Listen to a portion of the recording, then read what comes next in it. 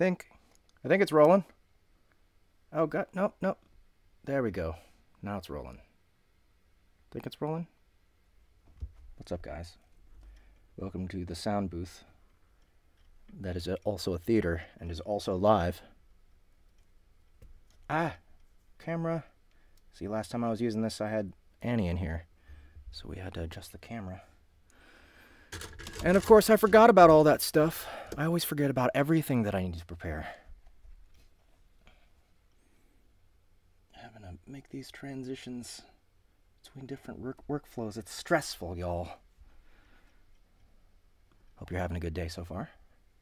Man, what is up with this? I need to get... I just forgot to set my camera in the right spot. Or adjust my camera. At my seat.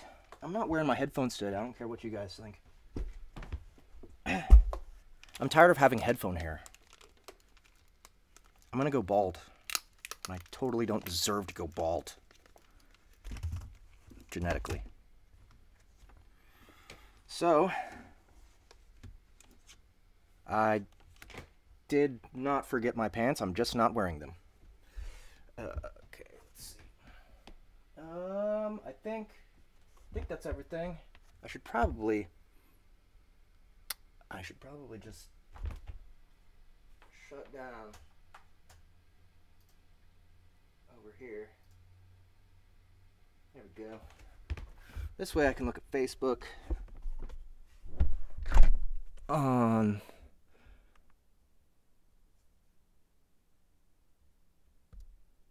my iPad. I'm not in danger of going bald yet, but if I keep wearing headphones fucking 10 hours a day, I will. Is that good? Do I sound alright? Starts in early 20s? Really?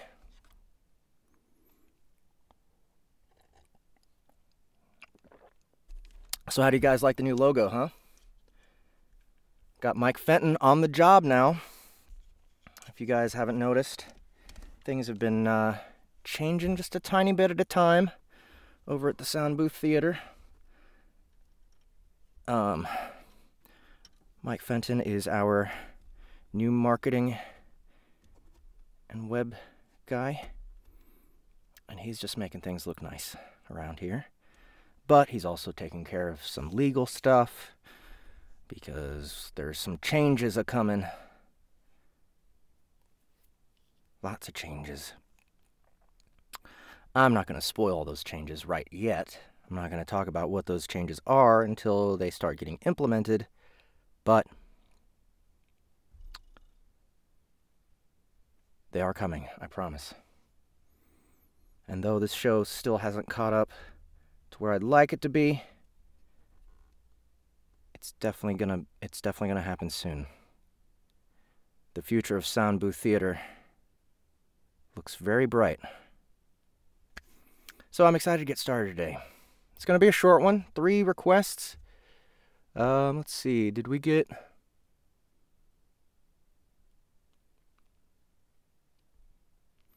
Let's see if we got any other requests in. Any votes on anybody? Looks like no votes, but we got 2 requests. Besides the one that I already posted, the ones I already posted about. Let's see here. So Ian Mitchell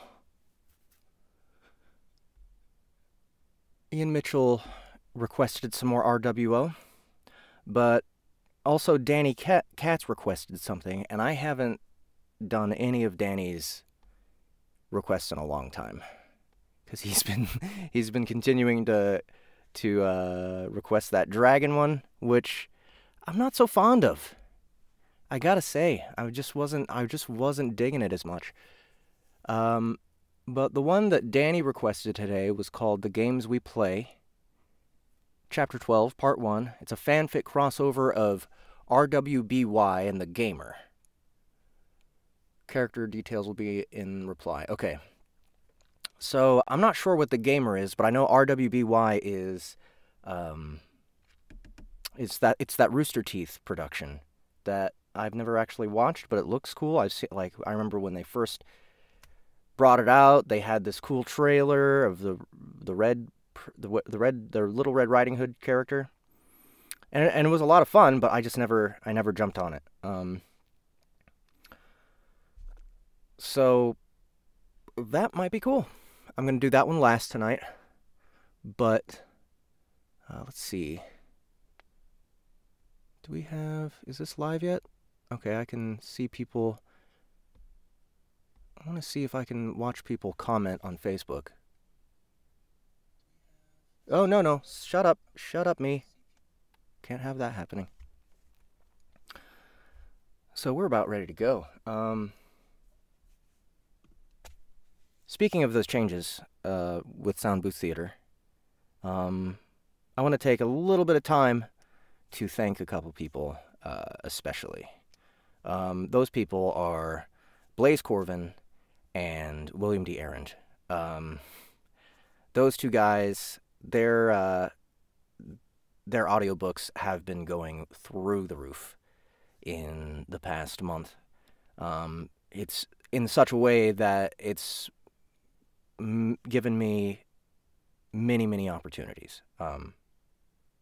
None of them right in front of my face, but the resources to take advantage of my ideas, my creativity, and my motivation to take Sound Booth Theater itself into a bigger place, to move ahead with more things in life, and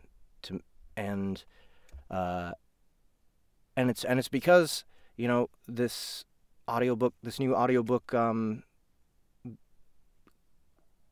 environment, I suppose, that ACX has created, where indies can get together and share profits, you know? And there's plenty of narrators out there who would have seen the numbers that both of those guys were churning out and would have been glad to take a per finished hour rate. But they didn't offer that. They offered me royalty shares, and I gladly took that because I knew it was going to be better for me, right? But I want to make sure that since they made that decision, that they don't ever regret it. I want to make sure that everything that I do helps to sell more copies. I want whatever they're losing out on from not paying someone else outright for getting the audiobook done. You know, that's a lot of profits that could be going into their pockets. Well, I want to make sure that they don't feel like it's just going down the drain for them. I'm going to work as hard as I possibly can to make Sound Booth Theater and every production that I make worth it for those authors that trust me to take on their jobs for a royalty share, especially if they're as successful as Blaze and William are. I don't know how to properly express myself in this way, but I do know how to work my ass off, and I do know how to be a good friend, be a good business partner. I know how to be professional and to realistically take on responsibility. So that's what I'm going to do. Sound Booth Theater is going to be something, especially in the next 2 years, 3 years from now that I've got this big boost, I'm gonna make it something really special, and we're gonna be doing more than audiobooks, fellas. We're gonna be doing a lot of crazy things in the future. So, cheers. Big pink cup cheers. I'm excited. I'm excited to have such great business partners, such, you know, smart guys to work with. I'm glad that we're doing this together. We're creating this community, and I think everyone who's involved is going to be better off for it. So, yeah, that's all. That's all I wanted to say. And real quick, obviously, if you're watching and you don't know what the fuck I'm talking about, these are the books that have been going crazy. um, on Audible. Delvers LLC. Welcome to Ludus and Obligations Incurred, books 1 and 2. They're killing it. Still killing it. I mean, Delvers LLC 2 came out a month and a half ago, and sales really aren't slowing down. And then Audible had the sale on the first one, and it just exploded from there. So this is such a great series. The characters are so rich. And I think this is something that Blaze does better than maybe any of the other lit RPG authors that I've read, is he goes deep into the characters. Like, pulls apart every little bit of them and shows it to the reader. And that's something that I think is sorely missing in a lot of sci-fi and fantasy, you know, where it's just, here's a dude, he's got powers, brr, brr, brr. Kill that guy, experience, level up. Like, Delvers, each character is going through a journey from within themselves. Like, you see both the inside of them and the results of their actions on all the characters around them. So I think maybe that's what, at its core, makes it so successful. Plus, he's really good at writing action and coming up with fun ideas, fun twists on how magic can work and such. So that's Blaze's Delvers LLC series, both of them available on Audible, so go pick those up if you haven't already. And then Mr. William D. Aaron's Super Sales on Superheroes, which, I don't know. I don't know if any... I can't think... I don't know if any indie book, any indie audiobook has killed it as hard as this one has. I don't know. Maybe I'm just not very exposed to the market, but the kind of success it's had in the month that it's been out has been absurd. And I'm going to be producing something special for this book in the coming weeks. I hope you guys will like it, but I want to keep the momentum going with where it's at. And one thing that this book has that I don't think any other book that I've done so far really has, well, maybe with the exception of Fantasy Online, but this book has a catchphrase. And it's just one word, and it's about as ridiculous as it gets. Go look at the reviews. You'll see what I mean. And it's not just a catchphrase, but it's the character that says it. Andrea, who's on the cover, for a very good reason. So, yeah, I mean, yeah, we knew it was going to blow up because it blew up on Kindle, but the proportion of sales for Kindle compared to audiobooks is usually, I mean, I don't know, the proportions just seem crazy. I don't know. It seems like it's doing even better in audio form than it did in Kindle. I mean, it's probably not selling as many units, but proportionally, it's just absolutely killing it. So go pick that up, guys, if you haven't heard it yet. It's phenomenal. It's so funny. And he's working on book 2 very soon. I think he's going to finish up the sequel to Wild... Oh, no, that's not William D. Aaron. What am I talking about? I think he has to redesign his bathroom. That's a really long project. But once that's finished, then he's going to work on Super Sales 2, I believe. So that should be coming, hopefully, before the end of the year. So, yeah, go check that out if you haven't already. Great book. And if you are here and in the Twitch chat, and if you haven't requested an audiobook before, I think I've given out like several audiobooks to a certain few people who come here all the time. So hopefully we can get some other people in here to request some audiobooks. But if you do request a free audiobook, I got 5. I got 5 free ones to give away. So just say something in the Twitch chat and it will be yours. And last but not least, Fantasy Online, Hyperborea, if I can find it, there it is also available since last Monday. It's been available on Audible, and it's picking up. Starting to get reviews in. Don't miss this one either. This is my 4th book with Harmon. I'm working on book 5 right now. That one's almost finished, almost ready to be published, and it's still a secret. So keep an eye out for that. But in the meantime, go check out Hyperborea, guys. So many great characters, and what Harmon does, I think what Harmon does better than any other lit RPG author is create worlds. Not worlds, worlds, I guess, because the Proxima Galaxy is like hundreds of different worlds.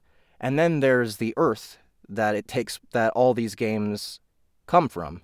And that Earth is just as fantastic and crazy as all the game worlds, because it's set in the future, but it's still steeped in culture. Usually when you read a book, read a lit RPG, it's like, okay, we have a world, but, forget that because the video game is the important thing. Well, the video games blend seamlessly with the culture that's happening in the real world. And it's like, you can see why everything is the way that it is in those video game worlds. So, Fantasy Online it takes place in Japan, and steeped in Japanese culture. Everything it just feels so real. It feels like a real place. They feel like real people. And that's where this book gets its charm. Not only in that, but in how ridiculous the characters are. Colorful and ridiculous. Feetwick's there with that double sword, especially, and not pictured Hiccup. I'm sure you guys, once you get to know them, you'll love them. So go pick those up, guys. Those 3 epic lit RPGs out now. And on to the real show.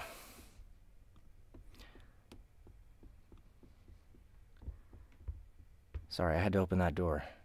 We're going to start with a request I got from an author named Christopher Keene. This book is called Stuck in the Game, and I haven't taken a single look at it yet, but we haven't been doing a lot of requests lately, and I was trying to find something to have for our show for today, because I'm just tired of letting the show go and not doing anything. With the internet, you gotta keep going. You gotta keep providing content. So that's what I'm doing. And thankfully, we have people like Christopher Keene out there who will discover my show and be like, you know what?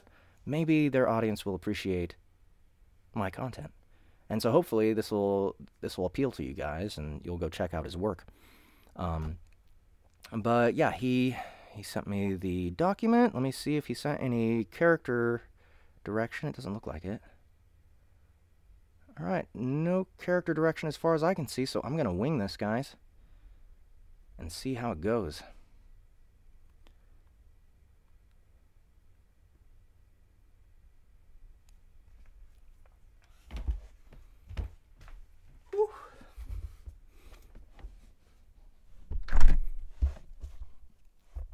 So, Stuck in the Game by Christopher Keene.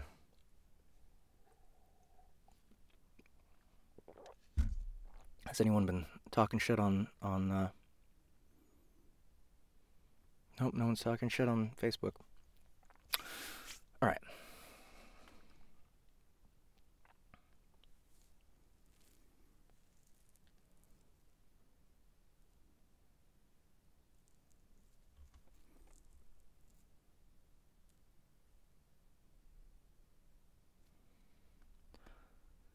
Okay. Now, for some reason, I want to say Christopher Keene is Australian, but I'm not sure.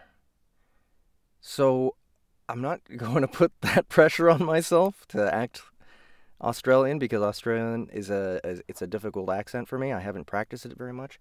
Do I have it on blue? I want it on white. Where's my light thing?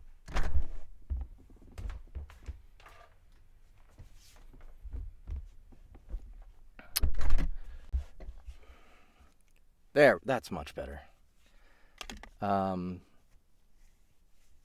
Yeah, I'm just not practiced enough at Australian. Just do it right now. But I'll fix that.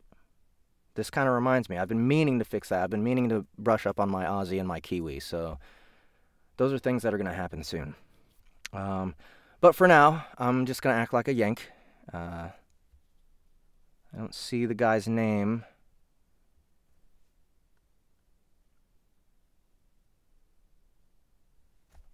But we'll see how it works out.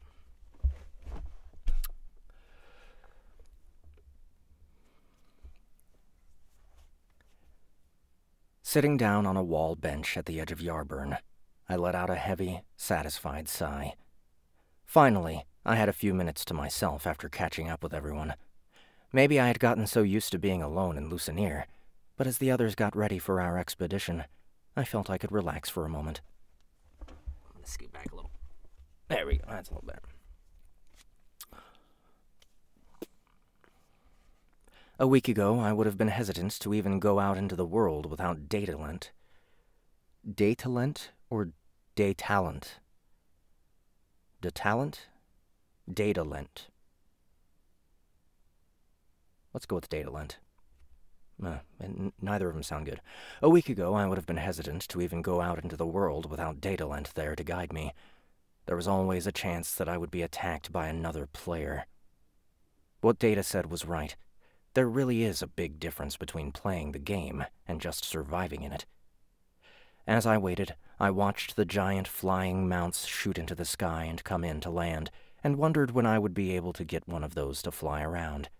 After hearing about the guilds from Sienna, I could only guess what other kinds of guilds there were. Maybe there was even a flying guild. David showed up first with his heavy armor equipped with shoulders that, on his real body, would have looked much too big for him. "You look ridiculous," David smirked. "You won't be saying that when my high defense is saving your butt against an enemy heavy." That's until you find a heavy who... Oh. That's until you find a heavy who's been enraged, and you can't run away because your armor is slowing you down, Chloe added as she walked up to us. Her smug voice showed how proud she was of her speed and stamina stats. "Ugh, whatever," David spun, nearly knocking her over with one shoulder. "If that happens, I'll just unequip it. It only takes a second of concentration." "It only takes a second," I made air quotes with my fingers, "for an enraged beast to catch you, unless I'm mistaken that the spell increases both strength and speed." "And my armor will protect me until I'm done. God, guys, it's like you think I'm Surswift or something." "Surswift?" Chloe snorted. Don't flatter yourself. That's like comparing a professional choir to someone singing in the shower.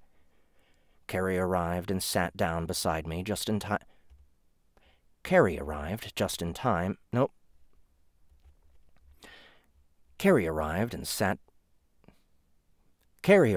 sat down beside me just in time to back him up.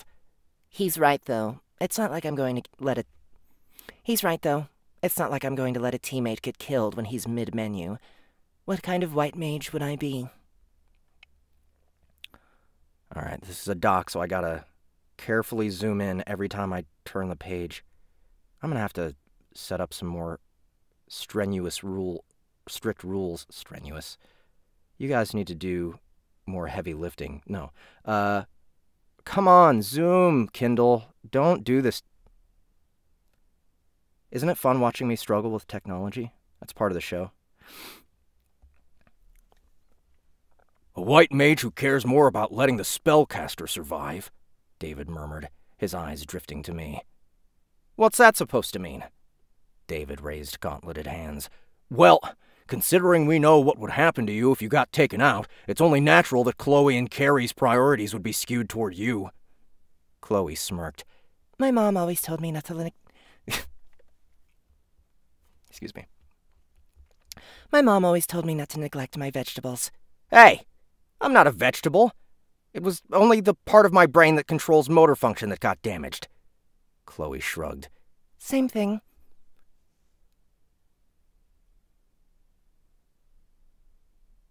"Guys!" a voice groaned above us. "Are we going to get out there or just talk about it?" I looked up and looked down just as quickly, realizing I had just peeped up Sienna the Blade's avatar's warrior skirt. She grinned at my instinctive modesty and leaped down from the tiled wall Carrie and I were leaning against. Chloe crossed her arms, obviously displeased with my reaction to her skimpy garb. I personally think that we should talk about it some more. It's an important conversation to have, after all. Sienna shrugged and turned her back to us. Well, enjoy your banter then. I'm personally more eager to play this game than talk about it.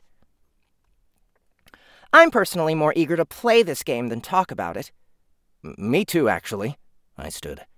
I've been cooped up in this settlement for too long already. You're taking her side? Chloe asked. Carrie followed my tail as David... My tail? Carrie followed on my tail. Carrie followed on my tail as David walked up to Sienna's shapely figure. She does have the highest dungeon survival record. Second, I bragged. The others began following us out of the town and in the direction of the cave that would provide the gateway to the Primatier dungeon? Is that a name or a description? I guess it's a name. The others began following us out of the town and in the direction of the cave that would provide the gateway to the Primatier dungeon. It's different for you, Noah, Chloe shouted. You have to survive them, so... Bestier? Base tier? Base tier. Primatier base tier. Okay. So it is a descriptive kind of title. You have to survive them, so base tier dungeons couldn't... You have to survive them, so base tier dungeons shouldn't count. Plus, your parents hired a hero rank player to protect and train you when you first began. We don't all have overprotective parents. Oh, yes. I zoomed without a problem that time. I guess I really didn't calculate the advantage Datalent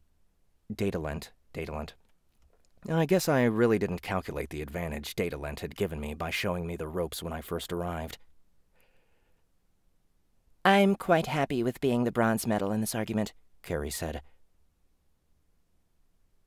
That doesn't count either. You're a white mage. It's your job to stay alive and support other players. Maybe I should have been one of those then, I said. Considering my situation, it only makes sense. What? And paint a big target on your back? We all know that if a party is to be wiped out, the white mage is the first to go. David almost laughed. You're a distance fighter, same as her, a spellcaster with both attack and defense capabilities.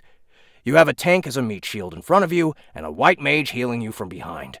You're literally in the middle of a friend zone sandwich. Chloe uncharacteristically hooked her arm with mine, making Carrie's mouth drop. Who said he was in my friend zone? What is she doing? Is she trying to make Carrie jealous? Sienna narrowed her gaze at Chloe, and she jumped back from me. She crossed her arms, and the rainforest we were approaching suddenly drew her attention, like a child who had just been reprimanded by a parent. Okay, I feel like I just missed something there.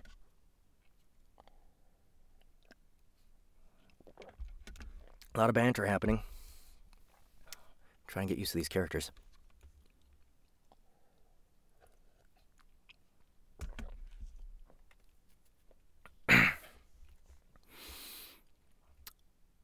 Oh, what's up, DJ Shinhofen? I didn't even see you there. What's up? Anybody else saying anything? Okay.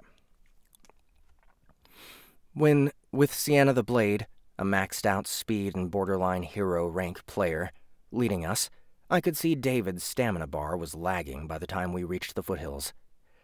On the bright side, we reached the opening of the caves leading to the Primatier dungeon in record time. Randomly generated fern bushes and palm trees were placed around the outskirts of the caves. When we arrived, Sienna drew her blade and Chloe...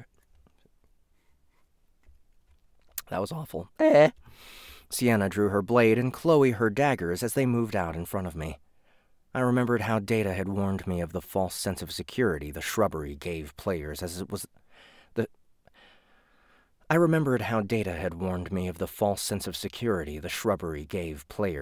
the perfect place for a chaos engine to produce random monster encounters.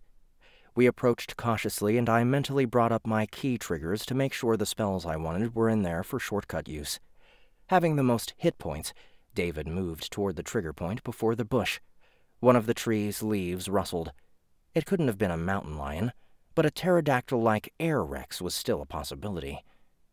We turned to it, and a form flew from the branches. Stealth is the best power for surprising narrators. You may be right there, dude. Okay.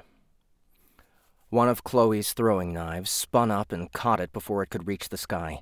It fell from the air and she took off, trying to catch the flying beast before it hit the ground and damaged the quality of her prize.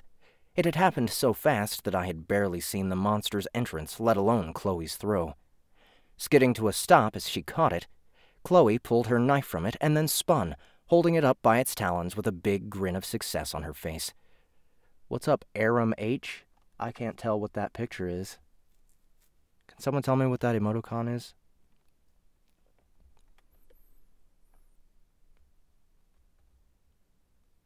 A pheasant. Something to prepare after the raid? After the tense situation the encounter brought on.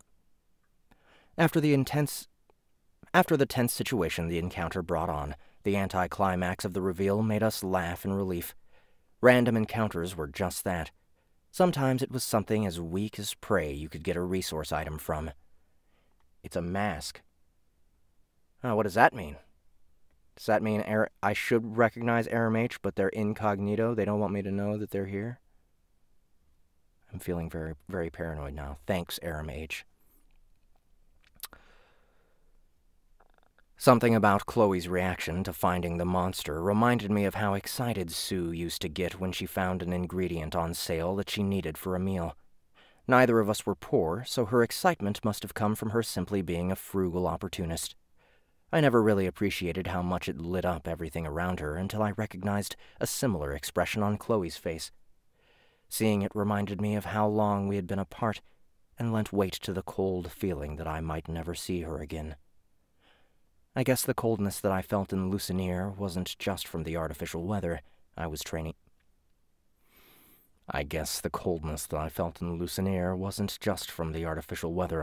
in. Come on, Noah. You're not on your own anymore. Pull it together. Aw, and I was expecting a pre-dungeon warm-up, Sienna said, her ruby edge vanishing from her hand. Despite her confident tone, her shoulders visibly relaxed. Well, did that scare you off, or are you still keen for this dungeon? Chloe asked impatiently as she moved on, putting the bird in her items inventory. Sienna moved on ahead without an answer from us, an attitude that I was getting used to from her. We followed her to the cave. Unlike the Penance Mines, the cave we entered was surrounded by thick bush. The warmth of the sun was replaced with cool shadows in the dark tunnel. Spindly vines hung from the ceiling, and the soil was soft enough to leave boot prints as we made our way through. The farther we walked in, the more the sound of the waves and gulls faded. We encountered a few rock demons that David defeated simply by sitting on them. Depending on how you attacked, your weight stat could increase or decrease the strength of your blow.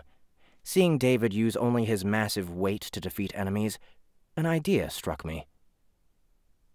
I had heard that weight damage could be increased tenfold with gravity magic, but that it also made you incredibly slow. However, how this magic affected lighter weapons might have been an aspect of the game the creators had overlooked and something I could take advantage of. As a spellcaster, there was nothing stopping me from learning the spell if I put all of my moolah into it. Is it moolah? Is he saying moolah like money? I think I just said moolah.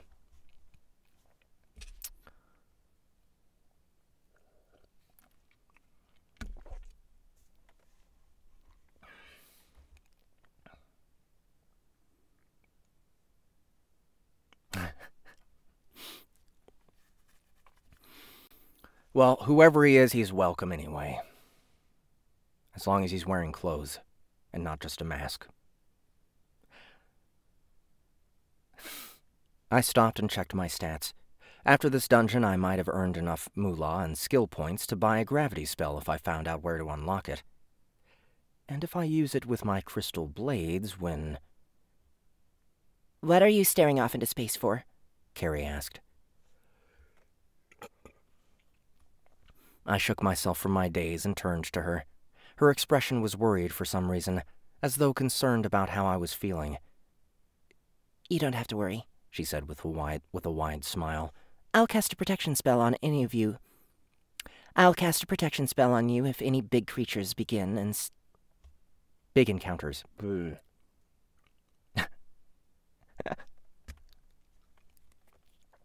I'll cast a protection spell on you if any big encounters begin and David has the sentinel ability to guard you.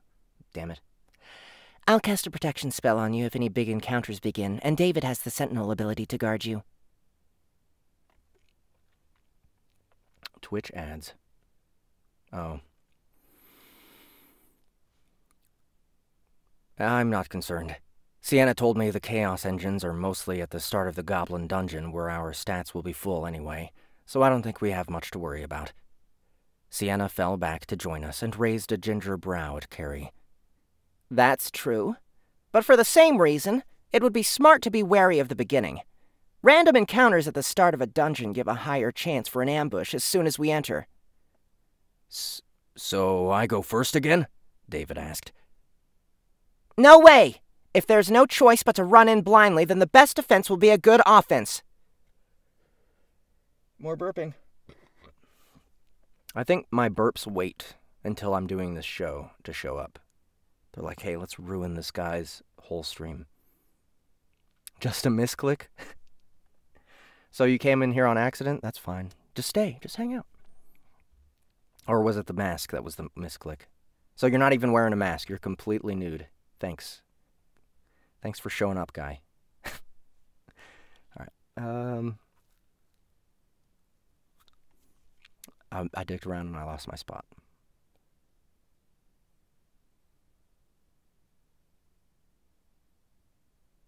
Sienna fell... Here we go.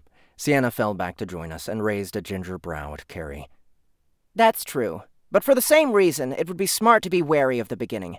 Random encounters at the start of a dungeon give a higher chance for an ambush as soon as we enter. So I go first again? David asked. No way! If there's no choice but to run in blindly, then the best defense will be a good offense. Sienna brushed aside her long orange hair. Therefore, it will be smartest for me to take the lead. For me to take the lead. The first charge in battle. Your favorite, right, Sienna? Oh, that's me saying that. Okay. A first charge in battle. Your favorite. Right, Sienna? She gave me a stunning grin, but didn't give me an answer. We're here. Chloe's short, darkened form stopped in front of a large, glowing gateway. We all arrived at a wide-open hollow in the cave, one that had a crack in the wall that let in a small line of light. This made the dust glitter around the glowing green portal with blue vapor rising from it like magical steam. Considering we had already readied our equipment before setting off, there was nothing for us to do but bring up our key triggers and select the gateway. Key triggers or key triggers? Probably key triggers. I think that means it's like quick slots, right? It's like quick keys on a keyboard, I guess. All right, let's go, David called. But before we selected the option, he murmured, just to put it on record, I have a bad feeling about this. We all selected Goblin Dungeon simultaneously. Shut up, David, Chloe muttered, and with her reprimand, the portal expanded and covered our party, transporting us to the dungeon. Knowing the random encounters would come first in this dungeon.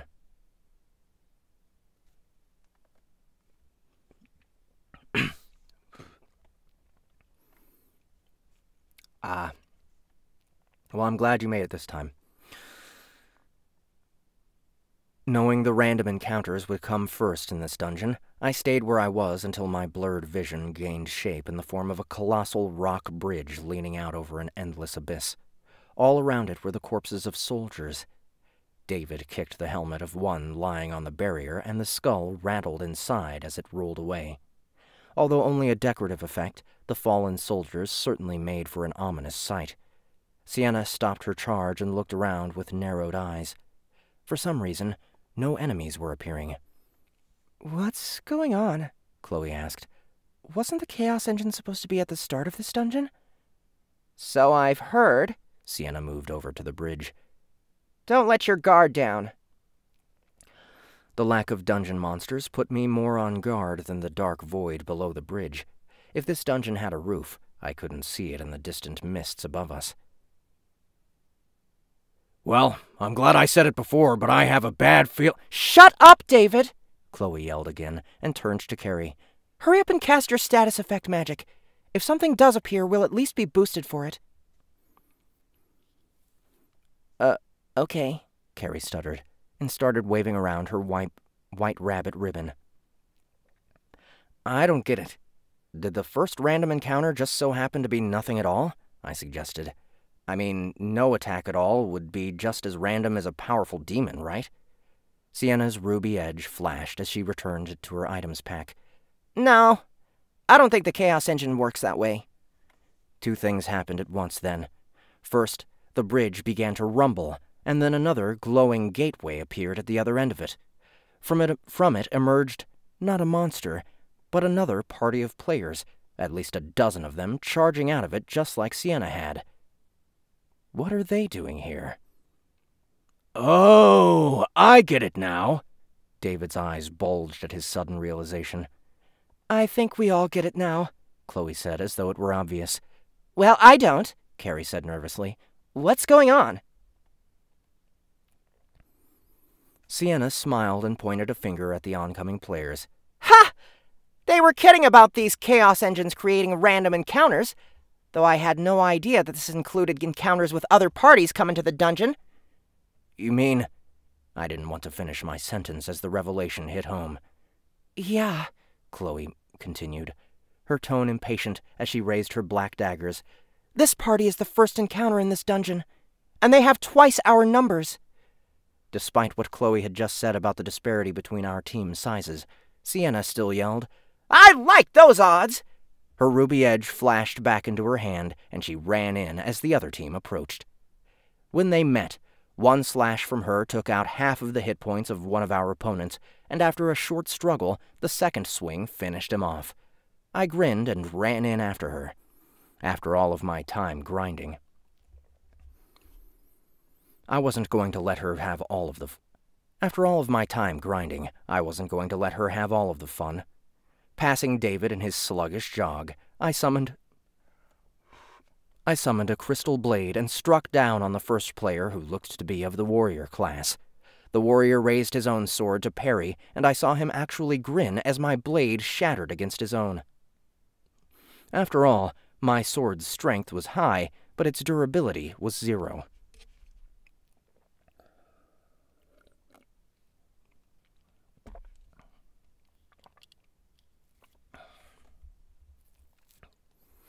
Carrie gasped behind me, and I heard David's heavy footsteps cease their pounding on the bridge in surprise.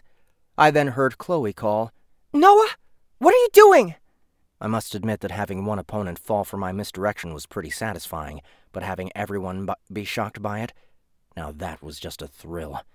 As the warrior attempted his counterattack, I dropped to one knee to duck his swing and drew my hand over my shoulder for my new ability, Ice Regeneration. With a flash of diamond dust, another crystal blade appeared in my other hand, leaving him wide open as I thrust the high-strength weapon up into his chest. His hit points went down so low from such a direct strike that all I had to do to finish him off was hit him with a wind blast. His body exploded from the impact. Everyone was stunned into silence as I raised my other hand, using my Ice Regeneration ability to make another crystal blade appear inside it. Whether it was due to how successful my move had been on the other player or the looks on their faces, I couldn't help but smile. I guess all that training I did in Lucinier wasn't a waste of time after all. Whoa, Chloe murmured, breaking both the silence and her usual cold demeanor. One more page, come on. There we go. Holy crap, Noah! I heard David call up behind me. You're a badass now! I didn't have enough time to reply as a sudden fireball flew at me from a rival spellcaster, and I raised my dragon arm gauntlet to block it. My fire defense may have blocked most of the damage, but the strike was still enough to rekindle the heat of the battle with a new intensity. Jumping from his trance, David started slamming his mace into the enemy heavy who struck back at him. Three of Chloe's throwing knives took out the spellcaster who had shot at me. Carrie sent a healing spell to Sienna after she received some damage while fighting 2 enemies at once. Despite being 2 against 1, she was still doing more damage with her ruby edge, but I could see the pressure they were putting on her. However, as Sienna's health regenerated, the rest of the dozen in their party saw our support spellcaster in action, and they ran at her. Maybe it was instinct from hearing Carrie scream as they approached. Maybe it was just the rush of the fight, but I ran in and blocked their path, using one crystal blade as a matador uses a cape before reforming another blade and cutting them down. Thanks to my training, I was able to dodge most of their counterattacks, and whenever I was hit, Carrie used her healing to ensure my survival. A heavy's axe shattered one of my blades, and I dodged a sword swing from another warrior. I spun, striking down the axe wielder before stabbing the warrior, finishing them both off with a fire weave. Shards of ice and diamond dust rained from my attacks. 2 opponents were hit from behind with Chloe's throwing knives and then finished off by Sienna's diving strikes. She landed behind me, sword up as though wanting to fight back to back with me, but as cool as that would have been, there were no more enemies left to kill. She groaned in disappointment. The entire party had been defeated. Wow, okay. So that's Stuck in the Game by Christopher Keene. I'm not exactly sure where that is in the book, but I'm pretty surprised at the writing in it. Pretty good flow to it. Pretty good dialogue.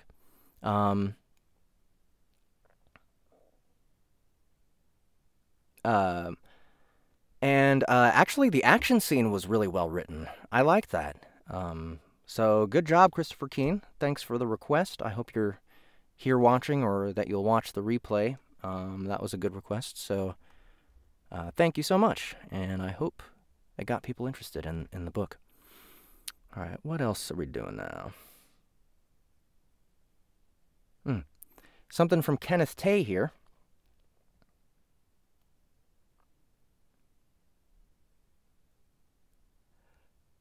Okay. I am Barnister Kenneth Tay, lawyer from West Africa, work as a legal advisor for a large company operating in the distribution sector in the province of Lome in Republic of Togo.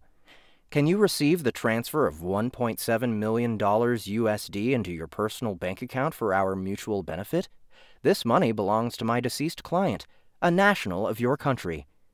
My deceased client, his wife, and their only daughter were involved in an automobile accident. Unfortunately, my late client... Okay, so I get these for my Sound Booth Theater... Why don't I get these for my regular email account? It's like they know that email account knows better, but this is still a relatively new and empty email box. So, I don't know, I guess the spam just kind of finds its way in.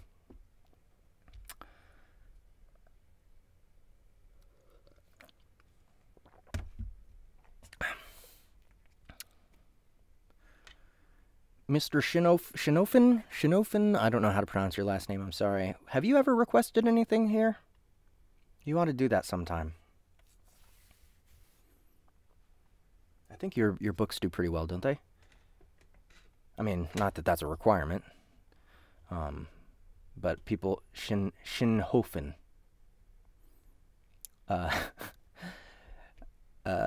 Yeah, I see your name all over the place. Wait a minute, Did Podium pick up one of your things? One of your books? Things. One of your page with letters on it things? It's not one page, it's a lot of pages. The leg bone of a dead prostitute found in a bog. What? Is that what your last name means? Ah, okay. Alpha World, that's right. Alpha World, that's the one I've been seeing around. And... Last Hurrah. Why am I having trouble reading that?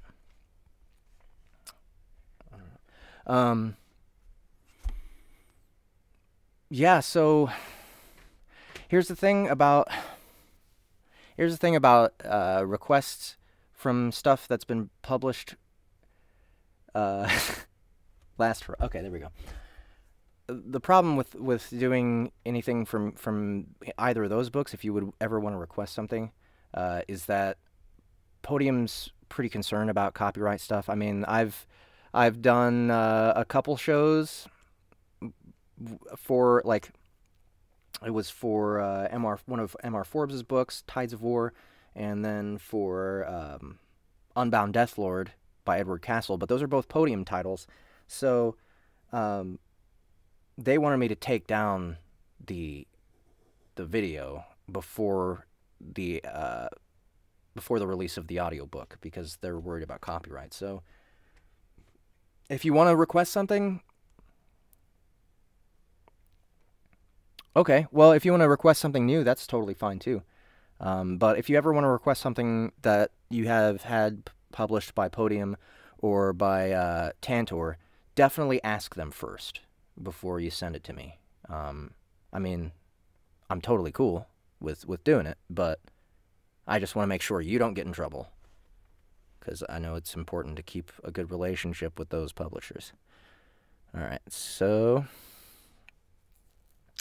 All right, now the next request is actually from Dawn Chapman. I don't know if she's going to be here. It's usually too late for her to join in.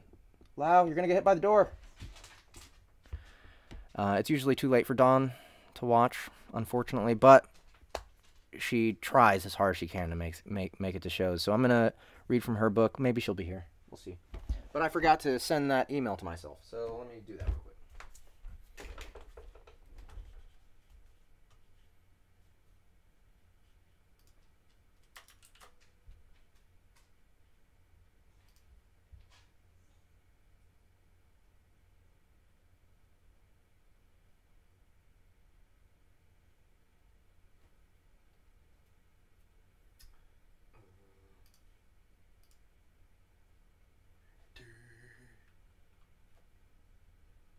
Is this one reading? No. There it is. Okay.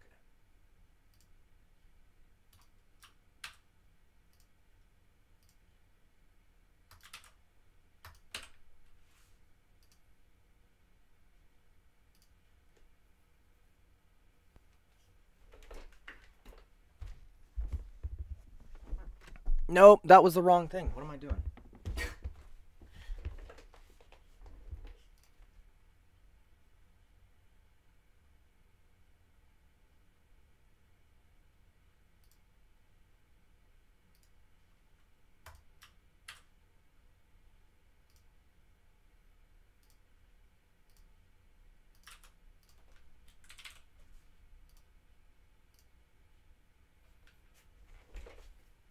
There we go.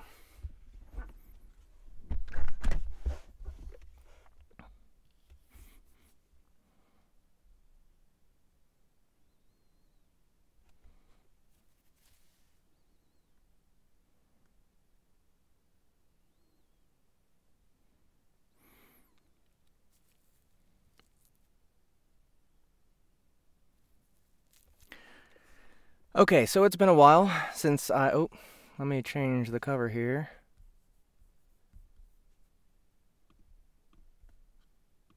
It has been a while since we visited Know Thy Enemy by Dawn Chapman and Matt Ferraz. I'm sorry. I'm bad at name pronunciations. You'd think I would be better at it. You'd think it was my job or something. So right here, it looks like we're in one of Drake's chapters. And if I remember correctly, Drake is on the weird space station or whatever, where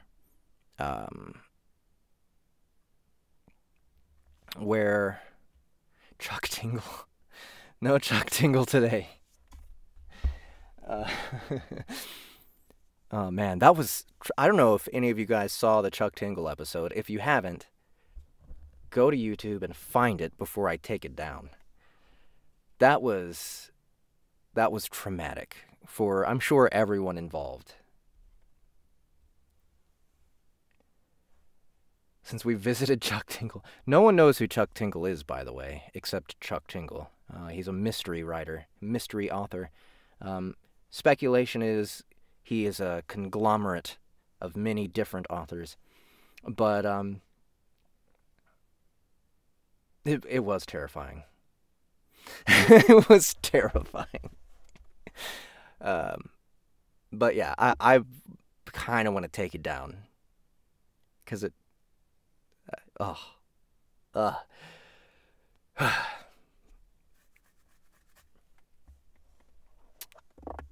can only hope that someday Chuck Tingle sees it and calls me up and wants me to do an audiobook for him. Because that would be the worst torture, but it would probably make a lot of money. But anyway. So, okay, yeah. Back to Know Thy Enemy. Thanks for distracting me with Chuck Tingle. So, this book that Don and Matt have been writing, it seems very interesting because, number one, it's going back and forth between two groups of characters. One group of characters, I think they're on a space station or something. I'm not quite clear on that. And the other group of characters are on Earth. And they're both preparing to do some kind of war or training for battle by playing these virtual reality video games. As far as I can tell, on the space station side, which is where we're going to be for this chapter, it's like a rite of passage. It's like this whole culture is centered around this game. Whereas on Earth, the characters that are playing the game, I mean, Earth is still relatively normal and not completely based around this video game for their culture, but it's like a way for that character to escape his life in a way, or accomplish something in his life because he's horribly... he can't use his legs because I think he was hit by a car or in a car accident or something.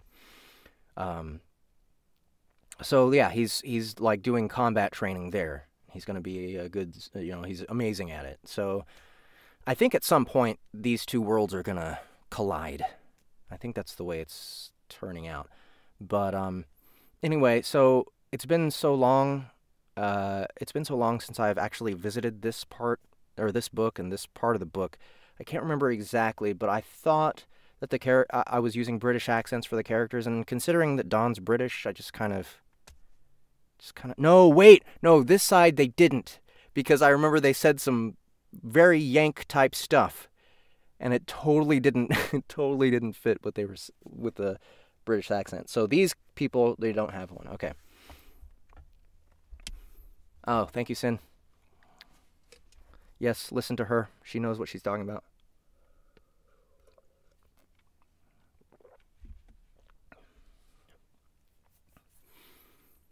All right, so we're getting into chapter 5. They're lizards. Are you joking? They may be lizards. Thank you, sir.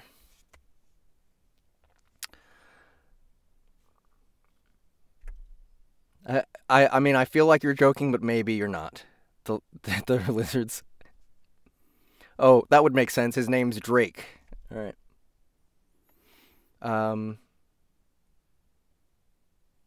Yeah, the email address is soundbooththeaterlive@gmail.com. So, and you can find like the rules for submission in one of the posts there, probably the pinned post, although it's kind of old. So, I don't know. Just post something and I'll get in touch with you. Don't worry. There we go. Thanks for the links in.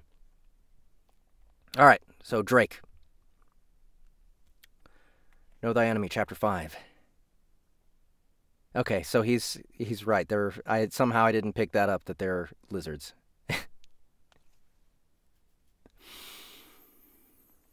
Drake.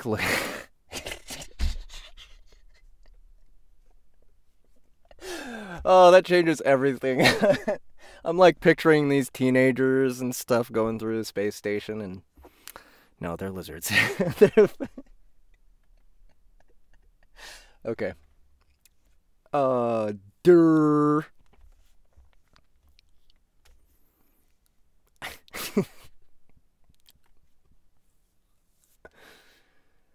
Should I play them as lizards, or should they just be normal people that just happen to be lizards? Is it racist of me to want to give them lizard voices?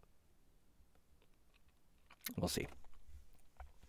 Drake looked through the microscope, with Callow standing over his shoulder, watching his every twist and turn.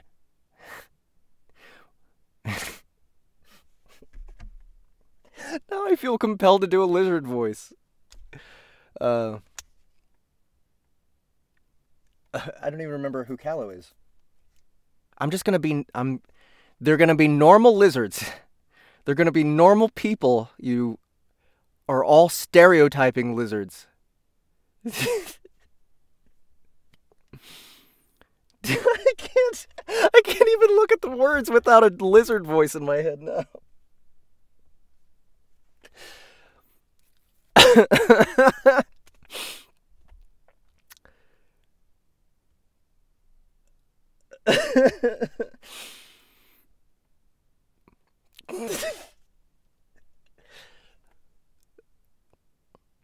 So, tell me, Callow, where are we?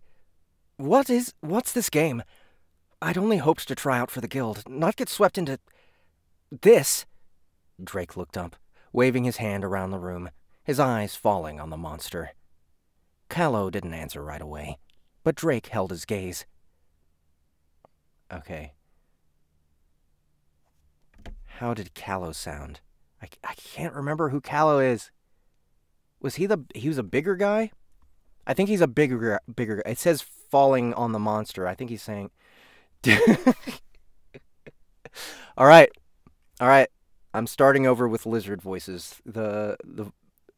You racists have spoken. All right.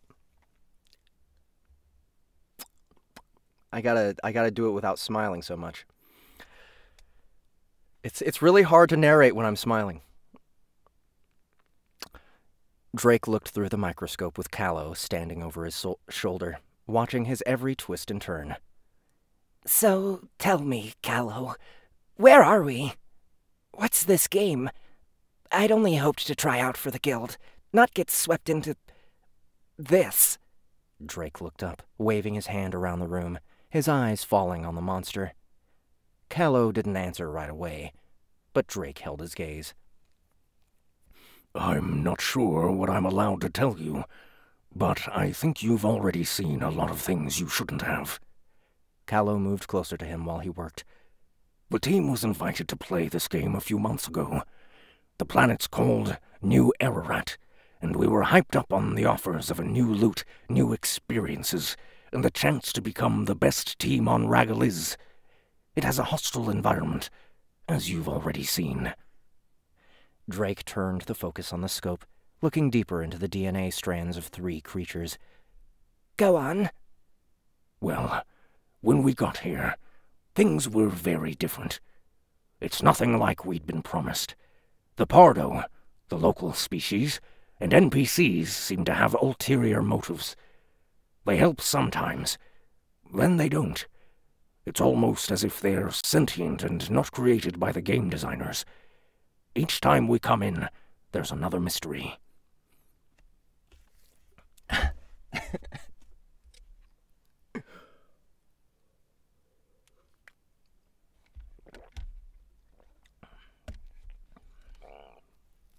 Drake could confirm that by what he saw... Drake could confirm that by what he saw on the... Drake could confirm that by what he saw on the scope. It didn't make sense, no matter how he thought about it. Why would NPCs and a warring species that called themselves humans be interested in splicing DNA? He pondered, not hearing anything else, until Callow poked him in the ribs. "What's going on in there?" Callow asked when Drake finally stood to rub his eyes. A lot more than you might think at first glance. Drake moved away from the scopes to a large screen where he could pull up several images. I'm not 100% sure on the language used here, but from what I see, The Pardo and humans were putting DNA together from several different species. I have no idea why.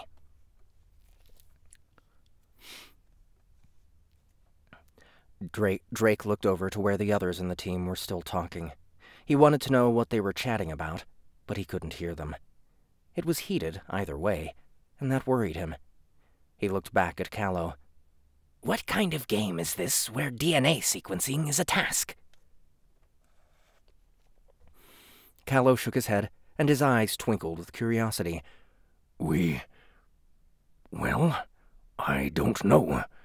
We've never seen anything like that before. Callow...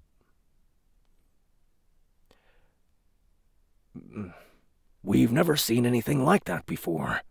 Callow pointed to the half-eaten body that lay still, bleeding on the floor. Over the floor. Drake watched as Hall wandered over, having taken his nose from the machine to talk. A frown graced his face. Hall pointed back to the machines. You understand all that? All that science stuff? The red flashing light in the corner of Drake's eyes grew in intensity, and a warning message flashed up. Health, 60 out of 100. Buff, Vial of Drax, 50 seconds remaining. Burp, rotation. His health had dropped to almost half. Drake panicked. Guys, I'm almost out of the buff you gave me. What are we going to do now? Dre shook her head. I don't have another like that, but as long as you stay in the building, you should be all right. I think we should recon outside, secure the area, and investigate this some more. This base is full of weird things. You've not... She waved her hands around the room. You've not... She waved her hands around the room. Seen anything yet.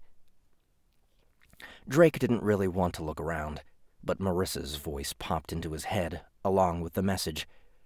Quest information. Bonus available. Will you accept? Hall's face lit up, and Drake knew they'd all received the message. The first joint quest for us all. Doesn't seem too hard. Drake glanced to each of them, watching as their focus came back to Hall and to him. Should I accept? Do you want to stick with us? Hall questioned, looking him up and down once more, considering. Drake could almost hear his thoughts, but asked with sudden want and need to stay with them. Will it help me gain footing in the guild? Hall didn't answer straight away. He turned to Torin, taking a few steps away from Drake to confirm with his second on a decision. Hasn't caused any ill effects as yet. What do you think, Torin? Should we head back and let the guild decide his fate, or continue and see where it leads us? Torin's brow furrowed as he thought. I'd like to know more about this base. This monster. With his boot, he tapped the dead creature before his feet. We'll stay. Stick this one out. The quest itself doesn't seem so hard, but I think it's hiding something.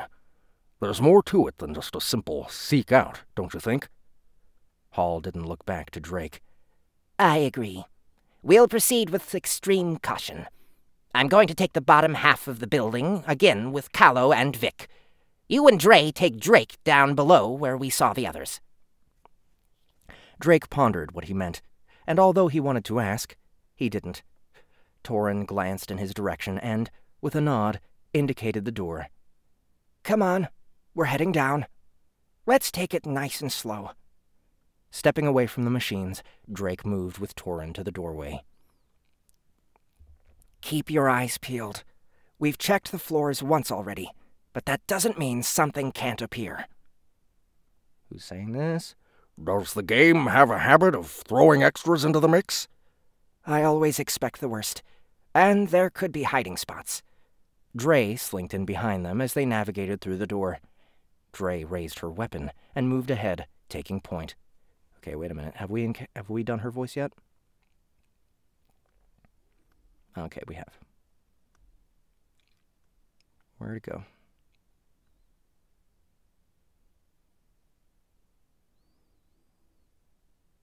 Where'd it go?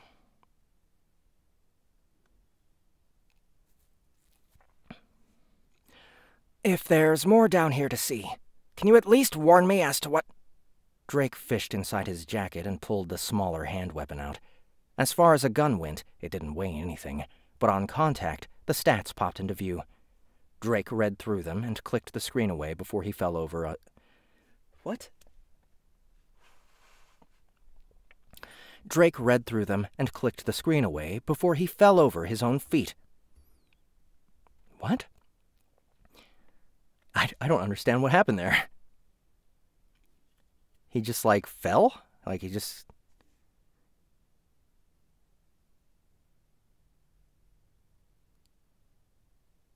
Like, was it too heavy? I don't get it. Okay. Powerful little thing, isn't it? Dre said as she placed her hand on a doorway.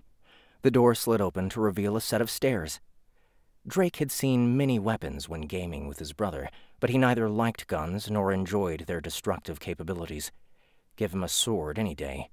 Hopefully, if he were allowed to join the guild, that was what he wanted to specialize in. Close combat fighting. To the outside eye, he looked just like he wanted to. Weak, and most would assume he was. Weak, and most would assume he was. "Come on," Torin said. "There's a lot of levels in here." Drake remembered the building from outside. 4 stories? Torin shook his head and pointed down. "No.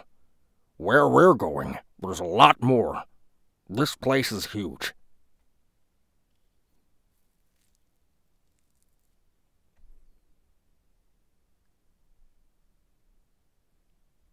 Okay. I will answer your question after I'm done with the story, L. Brian, but that's a good question. His grip tightened on the gun, wishing it were something he could handle better, not just point and shoot. That seemed so lame right now. Drake followed Torin in, with Dre behind him. Maybe they should have gone back to the guild to see where he would have been placed properly. I thought that was going to be a question. Maybe they should have gone back to the guild to see where he would have been placed properly. What would his brother say to him now? There was no way he'd be home for their party. He'd never expected it anyway, but he'd hoped the guild would have signed him up that day and he could have celebrated their birthday knowing they'd have a better future. Now, these feelings of loneliness and being out of his depth consumed him. Right or wrong, he followed Torin, and they headed down the flight of stairs, his heartbeat thrumming in his head. Louder and louder.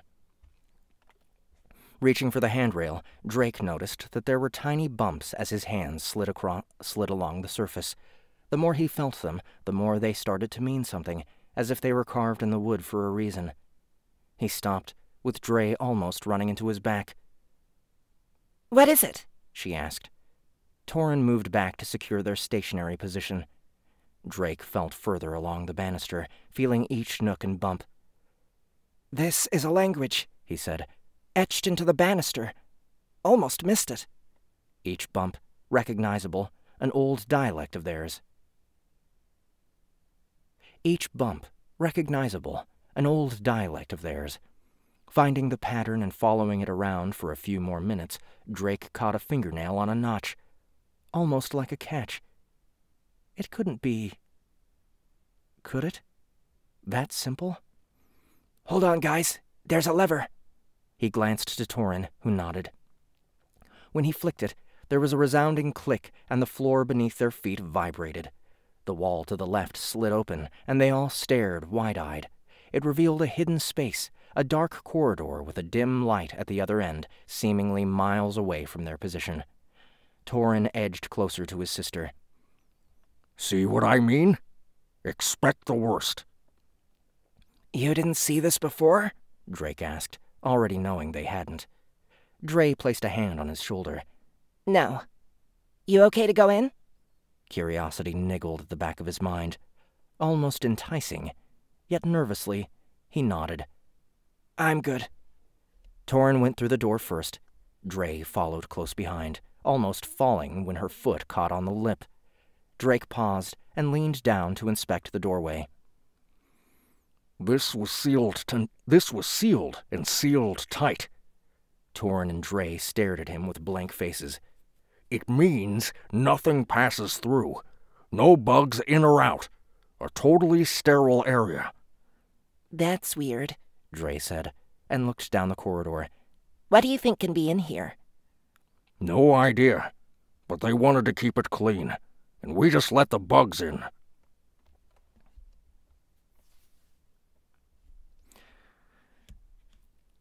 There has to be something down here worth finding. The corridor was darker than the stairwell, but Torin held out a hand and a faint glow emanated. The team had more going for them than Drake first thought, if they'd already amassed these kinds of abilities. If only he could see their character sheets.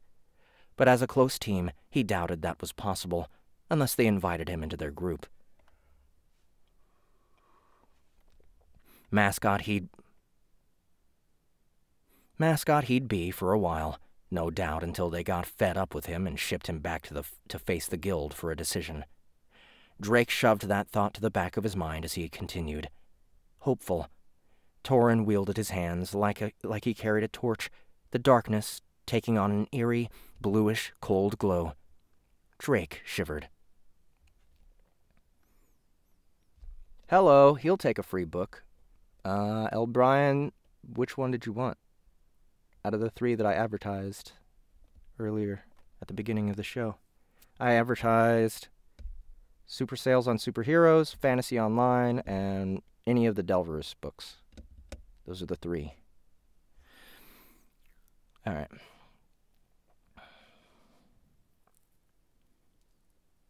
Torin reached the furthest edge of the corridor and stopped, glancing back at them. Which way? Left or right? Dre pushed Drake from behind. Take a look and see what you think. You've got us this far. Drake's heart pounded. They were relying on him?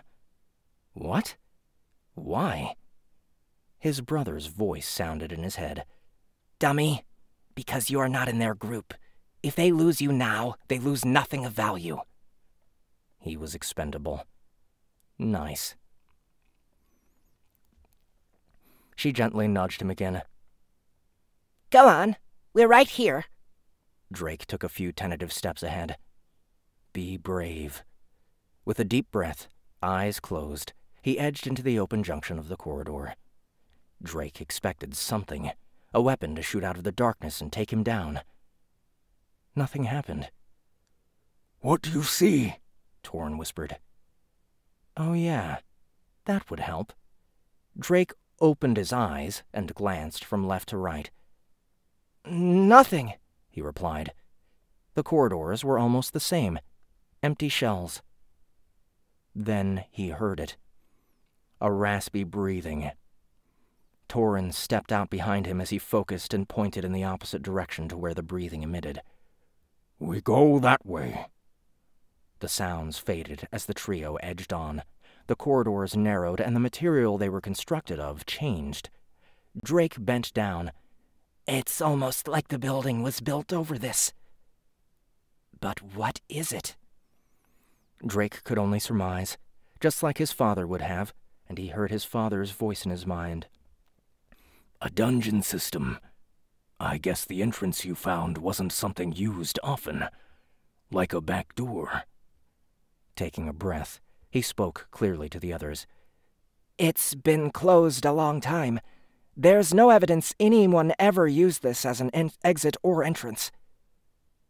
Torin, I think we should get the others before we go any further, Dre said. Her voice cracked. Was she scared? Let's just see what's around the next corner, Torin said. We can go back after that. If this is a dungeon, there could be hidden loot, but that would mean a boss, and that might mean something, some desperate fighting. We need the others. We can't take on a boss by ourselves, not with a mascot. Oops. Alright.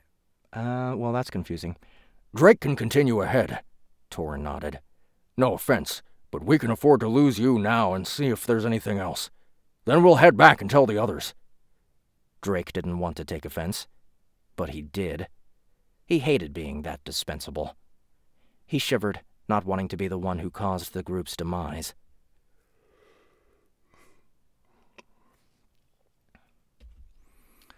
Delvers, is it? Delvers 2 it is.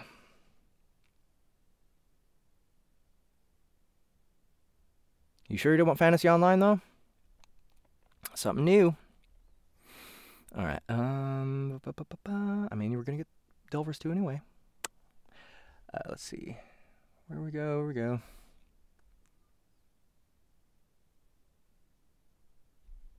He shivered, not wanting to be the one who caused the group's demise. Exploring the building they'd already checked for information was one thing, but to actively take on a boss? Heck, he wasn't even past the beginner stage. It might help him to level up quicker being with an experienced raid group, but not like this. He was more than likely going to die. Then the guild would have no purpose for him. He'd be tagged as useless. He moved away from Torin and Dre, expendable once again. He stymied his breathing from rising too fast, clenched his fingers around the gun, and kept walking. The floor dipped, and the texture changed the further down he got. It wasn't much deeper from the main section of the building, but the air changed temperature. It grew warmer, not quite what he'd expected. The breathing seemed to grow in intensity. This boss could be huge, a monster like nothing he'd seen. Maybe like the one that was eating that humanoid earlier. Drake's gun shook in his hands. Even though he would be against a larger opponent, Even though he would be against a larger opponent, he hoped he'd stand a chance. As the breathing stopped, he glanced back over his shoulder. He'd traveled further than he thought. Torin and Dre were mere pinpricks in the dim light. The doorway ahead emitted a cool breeze, and Drake rubbed his arm, feeling comfort from where the old break in his bone was, the dull ache of its healing still taking place. Then, with a step, he edged into the room ahead. He wasn't sure if it would be a room or a corridor. But no, his gut instinct was correct. Before him was a room.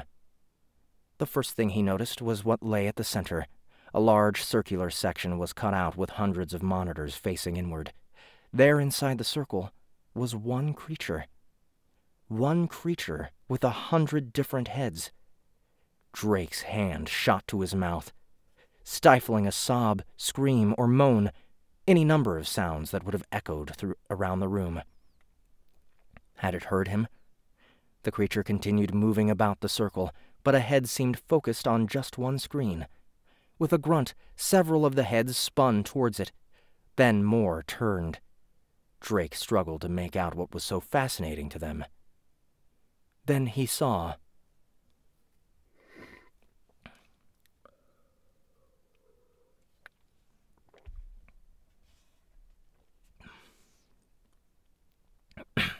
It was the inside of the building. The corridor behind him and... Oh, no. Torin and Dre's backs. The creature was watching them as they gazed into darkness, watching for him. With a whir, the creature's 100 heads turned to Drake. Thousands of eyes twinkled, a rainbow of colors in his direction, yet there was silence. It didn't scream at him, lunge, or do anything. It just stared at him. From the center of the heads, one giant mouth appeared. Drake's thoughts of being eaten alive surfaced, and he took a step back, catching his foot on a rock. He stumbled, falling sideways onto his hip, his face hitting the deck. Sparks of light flashed before him. This was it. This was the end. Then nothing. Blackness engulfed him. A voice. How? Then another. Impossible. Then many voices. He must not remember. Wipe his memory. Get him out of here. Now! That's creepy. Okay, that was a cool monster, Don. Okay, what are you guys saying over here? Oh, nice. Ha! Oh, yes. I just wifed you, Brian. Okay, so thank you, Dawn, for another awesome request. She requested that 1,000,000 years ago, so I'm glad I got to it this time, and I'm glad someone told me they were fucking lizards, because it's way more fun to voice lizards. I was just fucking with you guys about being racist. Of course, be racist when you're doing voices, because that's how you get good voices. Yeah, so I think last time I talked to Dawn about this book, she said it was going to be released in October. So, yeah, I'm excited for this one. Yeah, well, I'm sure she'll come back and watch it, and hopefully she won't get bored with us being idiots right before I started reading. Oh, there's Chet on the Facebook now, and oh shit, oh no, how do I look at the comments now? How do I? Oh no, there it is. Okay. I just do Twitch chat if you're still there. So should I narrate as a lizard as well? I don't know. I don't want to waste the voice. That's the thing. If I can just be me for the narration, then I don't have to waste a lizard voice on narration. Because I only have so many lizard voices.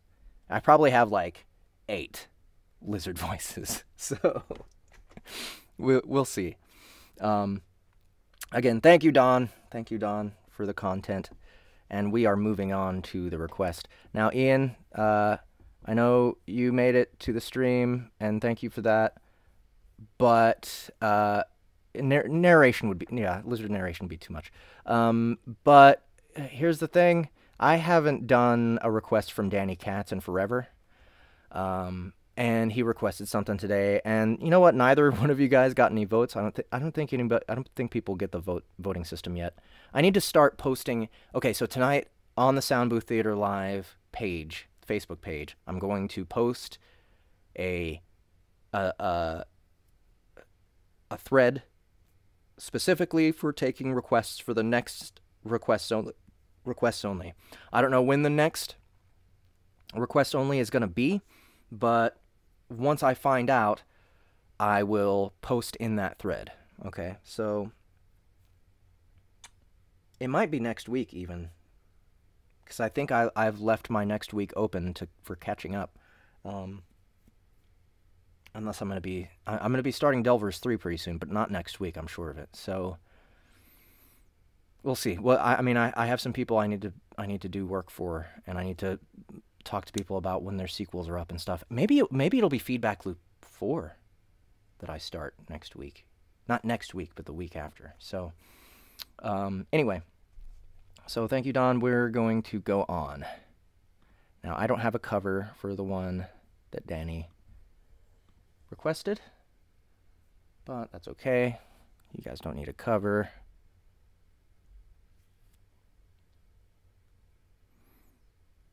Ooh, Apocalypse Gates. That sounds interesting. Who would go through that gate? Just curious. Okay, so I need to check on. Wow, it's an hour and a half into the stream already. See, that's what I get for dicking around.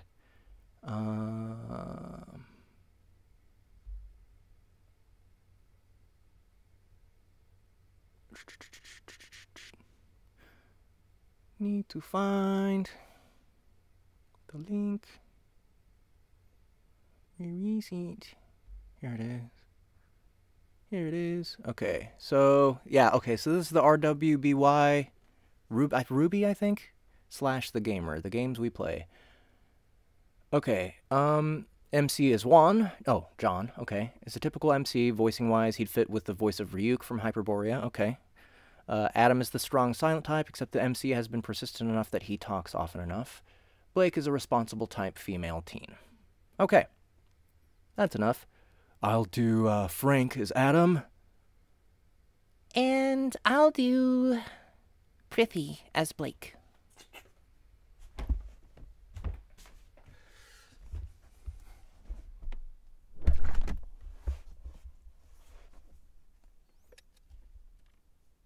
Oh, yes, the process. Okay, so let me open this back up. Let me go look at your question again.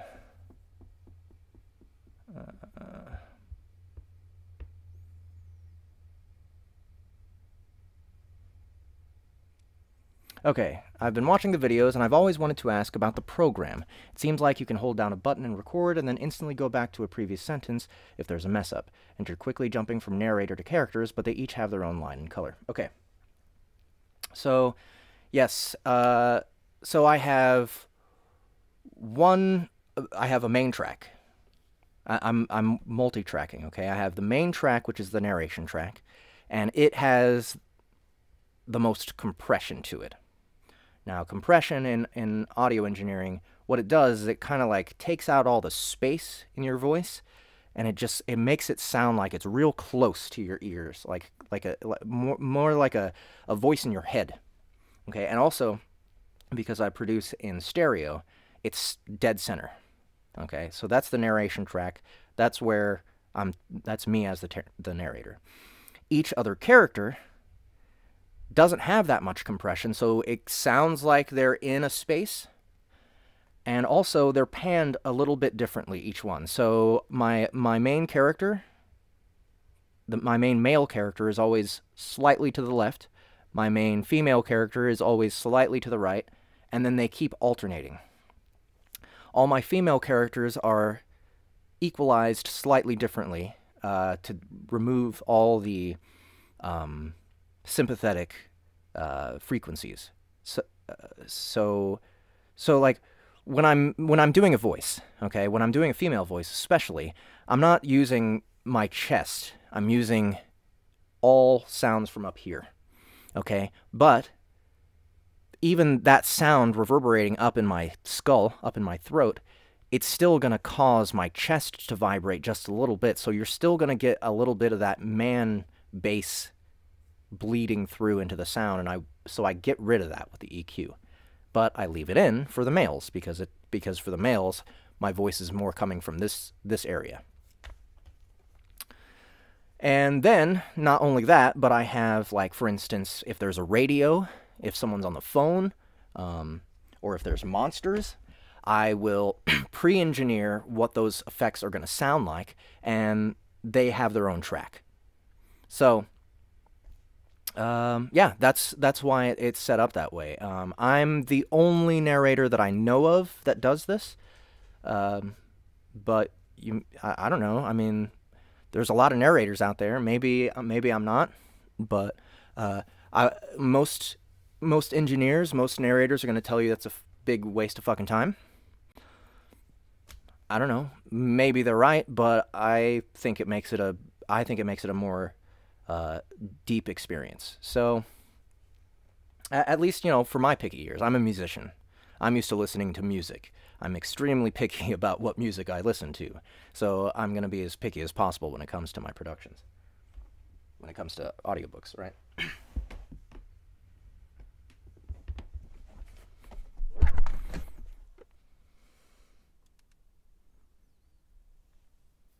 Yeah, and they, like Sin's saying, they're not like, it's not like a person speaking over here and then they're speaking over here. It's like a little bit off center, and then increasingly as the characters are a little bit less important, they spread a little bit further to the left and right.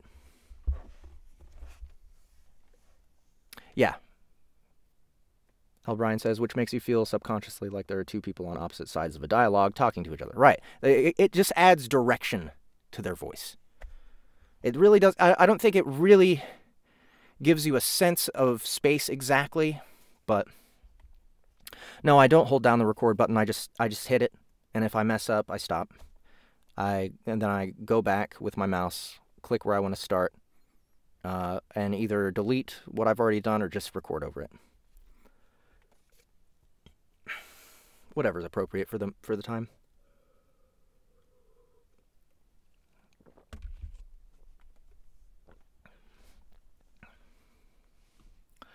Okay, so RWBY. So weird fanfic, mashup between The Gamer. What is that? What is The Gamer? And RWBY. Does any other super nerds out here know what the gamer is? I didn't see Aram say that, but I thought El Brian said that, and I think Daniel Shinhofen just requested something. He sent something to my email. But yeah, Aram, if you want to request something, just go to our Facebook group, the Sound Booth Theater Live Facebook group, and post there. Start your own post. You have to join it, but anything's up basically. Just let me know if it's going to be NSFW so that I can put it in the cringe theater portion and, give people caveats or whatever. It's I'll do it, but I want to warn anyone who's watching / listening. So yes, thank you, Aram, if you're going to request something. And go ahead and join the group too. I think you probably can't even post anything unless you join the group, so. Yeah, copyright could be an issue. Most of the time people request stuff that they wrote themselves, though, or that they find on, like, Royal Road or some piece of fan fiction that they find online, so.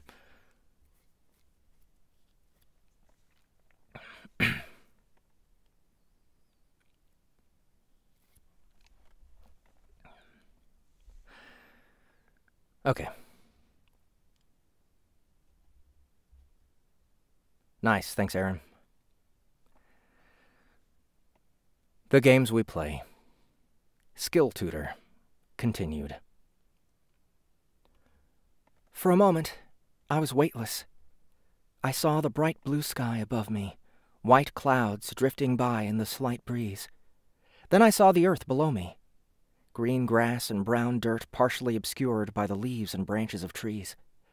I saw the sky again, then the earth, sky, earth, sky.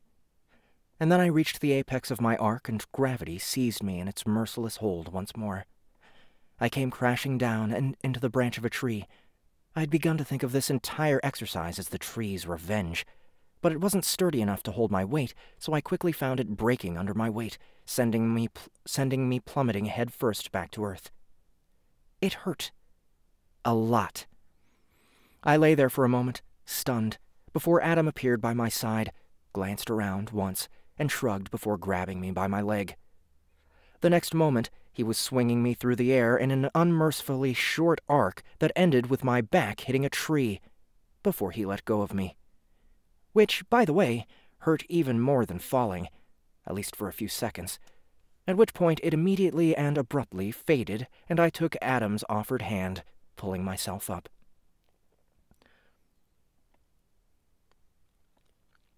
Yes, Everybody Loves Large Chests is on Royal Road by Exterminatus. And I've done that multiple times on this show. It's a fan favorite, so. And I'm pretty sure I'm going to be doing the audiobook version of it because everyone keeps bothering him about publishing it on Kindle and getting me to do the audiobook. So, if so, I can't wait. That's going to be a blast. Did you see the tentacle rape scene? I thought it was. Someone told me it was tentacle rape. Then I thought, oh, this isn't tentacle rape. This is totally consensual tentacles. But then, yeah, it's tentacle rape. So go look up that YouTube video before I delete it as well.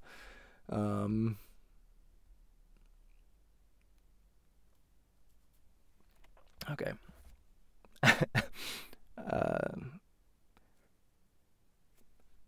Sorry about that little distraction.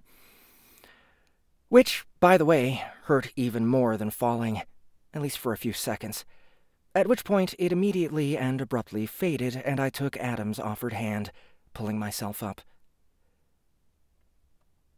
So, like I was saying, if we both survive this mess and see each other again, could you teach me some sword skills? I asked, gasping for breath. It had felt like my ribs had broken, but only for a few seconds, and I had been forcibly inoculated against pain within the first hour or so. Or at least the way my body felt pain.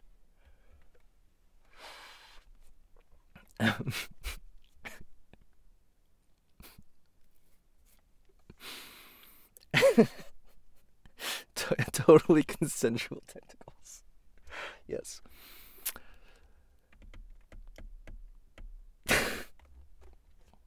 I don't want to think of tentacles right now. I'm busy. He shrugged. I'd learned a few things about the man through trial and error, mainly what subjects were safe. I mean, I didn't always stick to those subjects, because he was kind of going to beat the shit out of me one way or another, but it was still good to know. He was massively out of date in terms of games, like 15 years out of date or something, but he didn't really seem to mind me talking about them. He didn't get excited about it or anything, but he didn't mind the conversation. He also seemed to be fine with me asking for advice, and I was getting the feeling that, oddly enough, the mentor role was not new to him. Subjects that he didn't appreciate or which made him angry were many and included, but were not limited to, the Faunus War, his family, his life before and during the war, and why he wore a mask. I learned quickly which subjects would get me pain and answers and which would just get me pain. But mainly I learned that Adam didn't talk much unless you knew how to come at him. Talking about swords was one way. You use a longsword normally, right? He asked, as I began healing myself. I don't know if my style would work well with that, due to my focus on Lado. You could try, though. If nothing else, perhaps you could develop a quick draw skill of some kind. I can find you a sword to practice with, and we'll see if it translates over to different weapons. Maybe, I said thoughtfully, peering at my status screen while my HP refilled. Mainly, I just really want to have some really cool sword skills, because now that I have all this stuff, well, I feel like I'm lagging behind there. Like, when this is over, what am I going to do? I'll need to hide my martial arts stuff, but those are now my best moves and stuff. You gave me some ideas, but... This time I shrugged. Keep in mind that Baihu spent years working on his style, Adam said passively. That it's stronger than what you've managed to puzzle out in a week is surprising, especially since it's all about short bursts of incredible power. Give it time and keep working. Ready? I nodded, and a moment later his boot slammed into my knee and I was falling. He caught my right arm with both hands, heaved, and I was flipping over his head. A moment later my back collided with the unforgiving earth. My legs went into the air as I crashed limply into the ground, and Adam grabbed one to swing me up and down, again and again, portions of my HP bar highlighting and vanishing with each hit. After about 10 hits, Adam grunted, heaved, and smashed me headfirst into another tree. I tried to catch myself as I collapsed, but couldn't support myself through the pain and slid weakly to the ground. Damn it, stop talking about tentacles.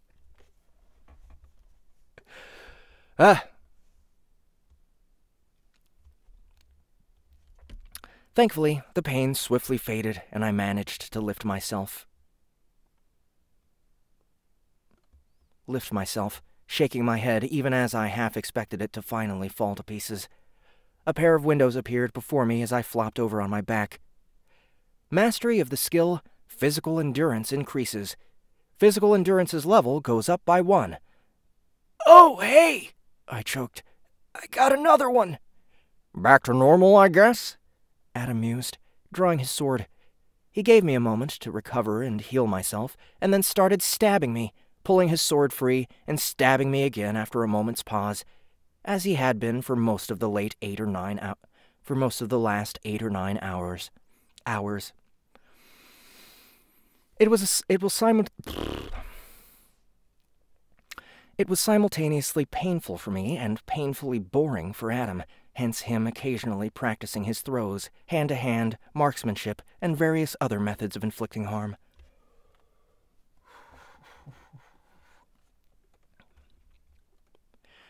Ow! I intoned obligatorily, used to it by now. Chunks of my health bar faded with each stab, and it hurt, but the pain both faded quickly and had steadily lessened as my physical endurance improved. I stared up at the sky, past Adam's shadowed, stabbing figure. The sun had steadily risen in the sky above us, but I wasn't certain what time it was. Somewhere around noon?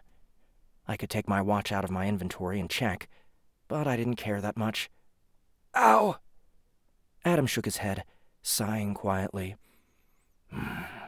I'm deriving a lot less enjoyment from hurting you than I thought I would, he said. It was fun for a while, but now this is feeling like work. And you smell horrible. I haven't bathed for like 3 days, man, I said after a moment, frowning as I went over the math in my head. And I've been training constantly that whole time.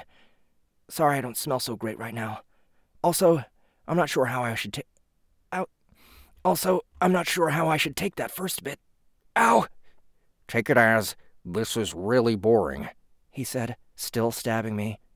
I can't go all out, and I'd tire out eventually if I could, so instead I end up standing here doing the same thing over and over and over again. I squinted up at him against the light.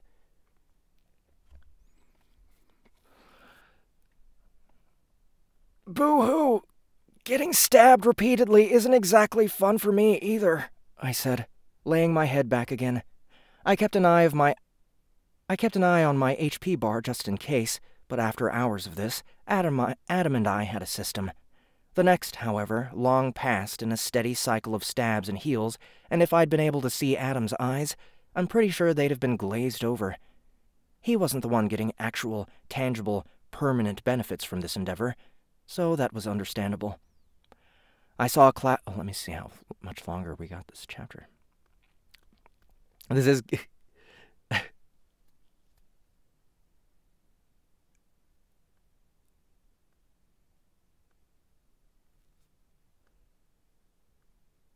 I saw clouds move to cover the sun, putting an end to my half-hearted attempts to guess the time, and shifted my attention.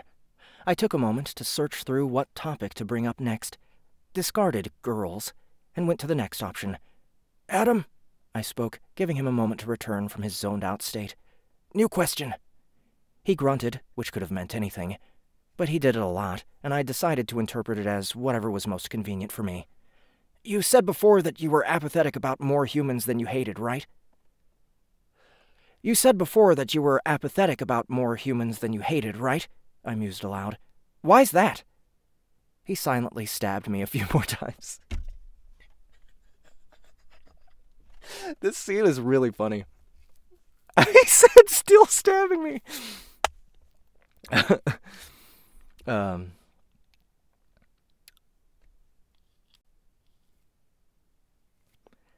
He silently stabbed me a few more times.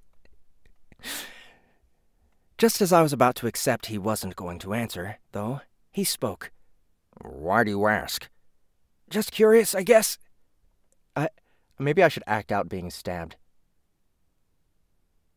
Just curious, I guess. And Blake's taking her sweet time. I sighed. We should be working on the next step of our plan, but... Adam grunted, and I was pretty sure this time it was in agreement. Of course, he stabbed me afterwards, which kind of sent mixed messages. But still.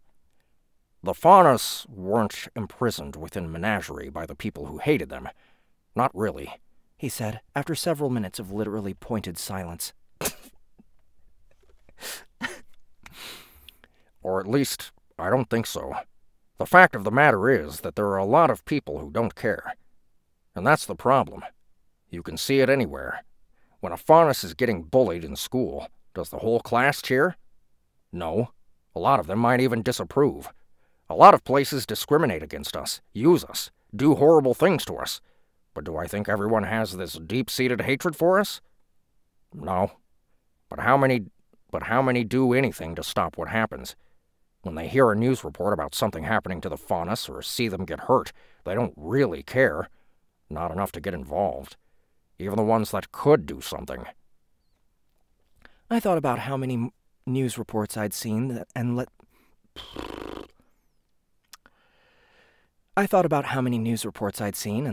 pass me by about the kids in school I'd known were probably having a rough time, and felt guilty. Yeah, I said quietly. I can see that, I guess. You don't give a shit, I don't give a shit. You don't give a shit, I don't give a shit, basically? More or less, he agreed, as I leaned back and sighed. I looked back at the sky, wishing the sun would come out again. I'm guilty of that too, I admitted. A lot of times. Little things I never really thought about and stuff I saw on the news that I always thought, I can't do anything about that, or someone else will do something. But I guess if everyone thinks like that... I figured, he said, shrugging as he shoved his sword into my stomach.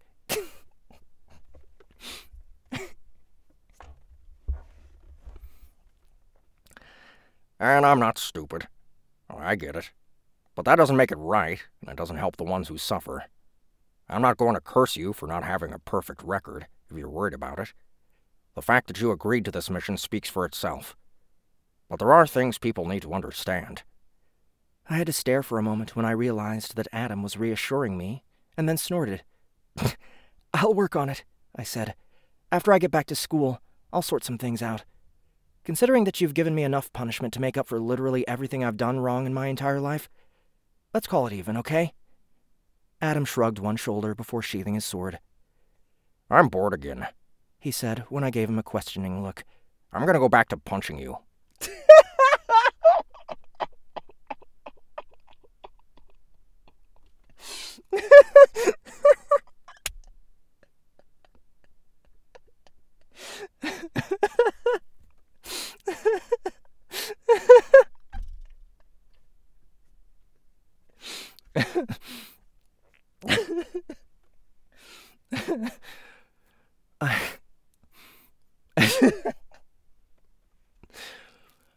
Oh, face, stop it.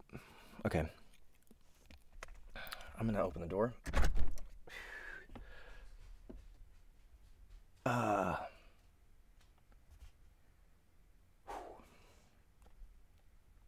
I just took a shower, so I don't want to sweat too much.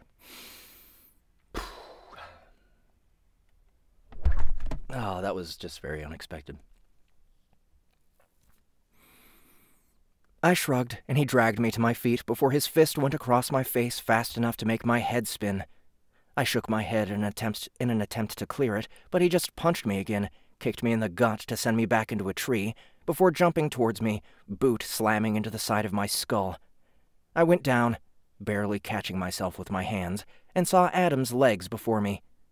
More specifically, I saw his right leg drawing back to kick my teeth in and braced myself. What the hell are you two doing? A voice. Blake, I realized after a moment, startled us. Adam even paused in mid-kick for a moment.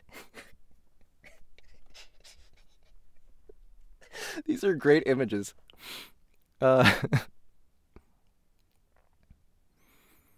Passing time? He said, sounding bored. I like to think of it as a bonding experience, I said after feeling the... Oh, let me try it with a broken jaw. I like to think of it as a bonding experience, I said after the feeling of a broken jaw faded and I had a moment to heal myself. He punched me in the face, so now we're friends. Blake looked at me like I was insane. You need a Y chromosome to understand, I explained. For an instant, I thought I saw an expression of Adam's face that, given time, water, sunlight, and tender care, might have one day grown into a smile if he hadn't cut it down young. Blake just stared harder, frowning at me, so I rolled my eyes and told the truth. He was helping me train my physical endurance. Don't worry about it. You took your time. Blake's frown deepened, and then she tilted her head, opening her mouth to say something, but for shutting it wordlessly, shaking her head. Some things came up, she said, evidently deciding to just keep going. I cracked my neck once and nodded. Then now's a good time as any to talk shop, I said. You got everything, I take it? You got everything, I take it? Everything I thought you might need, she answered, nodding. You said your skills were largely general, so I managed to pull a few strings, and, thanks to Adam, I got us a bullhead for you to practice with. Need more water for this one.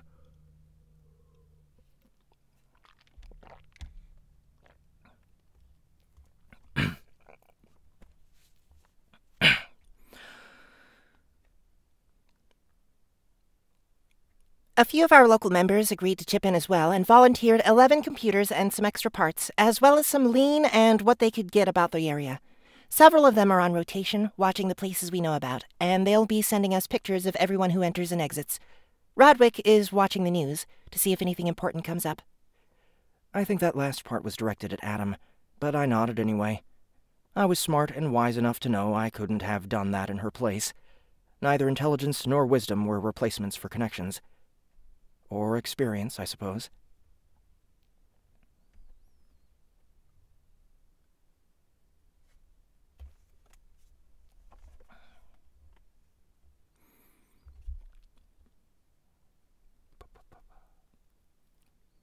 Way to go, Blake, I said.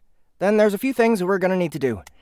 Like I told Adam here, I can gain the first 10 or so levels of a skill pretty quickly if I train them right, but after that it starts getting harder and harder to improve. Thanks to you, Tuxon and Adam, I got all the basic skills and I had a chance to prepare for the inevitable. But now we're going to need to use the time we have left to the fullest, and I'm going to need you and Adam to help me on that front. Stop burping. I just answered your question there, Brian. I assume you'll be wanting me to assist you with stealth and disguise? Blake asked. Yup, I nodded. I may also need your help getting something. A suit of armor. Blake frowned, brow furrowing. I thought we'd already decided on your disguise, she said. It's not for my disguise. I shook my head. It's for my training. Weight training, specifically. First games, now cartoons? Adam shook his head, obviously getting the reference. Well, it shouldn't be an issue with your body. I know for sure it does, I answered, glad he understood. I've been training for a week with my own armor, plus sword and shield, but the whole thing only weighs about 15-20 kilos. A well-made suit of the stuff can weigh anywhere from 30 to 50. I was going to work my way up to that, but considering the circumstances... How much is that going to cost? Blake asked, tilting her head to the side. Not a penny, hopefully, since we'll steal the materials, I told her, flexing my gauntleted fingers. I've been keeping Crocia here on constantly to get him leveled. I don't have a lot of faith in my crafting skill, but with his help and some practice, it should be doable. I don't need it to be good as armor yet. I just need it to do what I want, which is mainly to be heavy. Once I have the armor, Adam and I will do some training at night. Grim, he guessed. Might as well gain some levels and grind your skills while you're at it. I gave him a thumbs up. I don't know who's saying this. I'll fly us there and back in the Bullhead and get as much practice as possible on that front, but I'll wear the armor as long as I can, even in the day. The last time I let you drive me anywhere, I ended up flying into the middle of the road in front of a hostile giant robot. Adam noted evenly.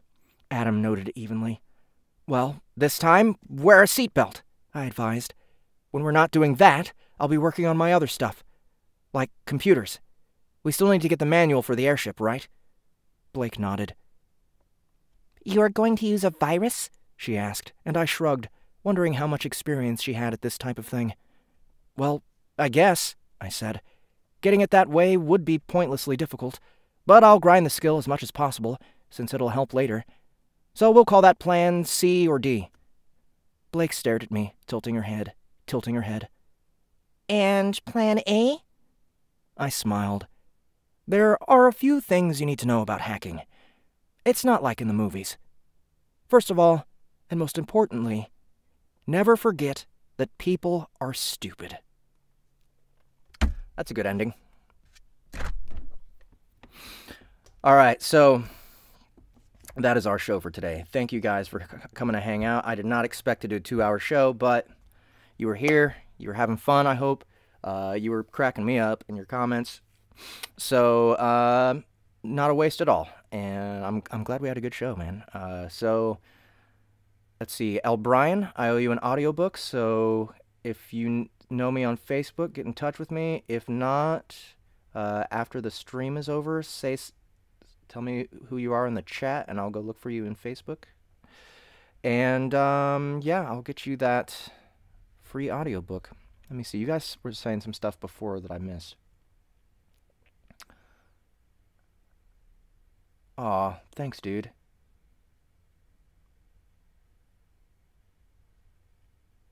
Thank you for the compliment, L. Brian. I really appreciate it. Yeah. So, next week, maybe some feedback loop.